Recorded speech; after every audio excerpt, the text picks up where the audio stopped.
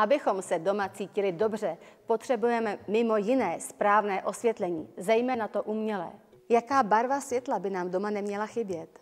Tak v místnostech, kde trávíme čas hlavně prací, potřebujeme vlastně vyšší podíl modré složky, která podporuje koncentraci na tu činnost a odpovídá to takovému tomu dennímu světlu.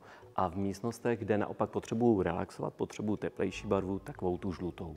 Jak poznám, která je která? Světla s vyšší hodnotou toho modrého světla jsou od 4000 do 6500, to jsou ty studenější, a naopak světla žlutá, ty jsou od 1800 do 3000 Kelvina a většinou ve všech případech to výrobce uvádí na krabici od svítidla. Co když v jedné místnosti zároveň i pracuji, i relaxuji? V tom případě pořídíte světlo s funkcí CCT, což zní složitě, ale vysvětlím. Je to světlo, které nám umožňuje měnit barvu v průběhu dne, to znamená, že ráno si dám žlutou, přes den studenou a večer zase žlutou. Spoustu lidí dělá chybu to, že si do ložnice dá studený světlo a pak se diví, že prostě v noci nemůže spát. Je to proto, že prostě naopak vlastně je nabitej ten člověk a nemůže spát. Tohle všechno je součástí takzvaného well-being konceptu.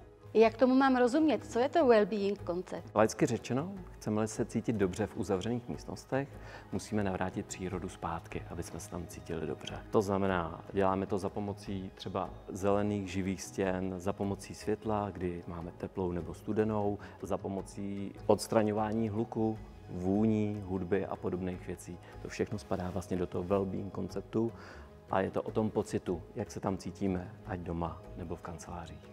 Investujte do psychiky a prosviťte si život tím správným světlem.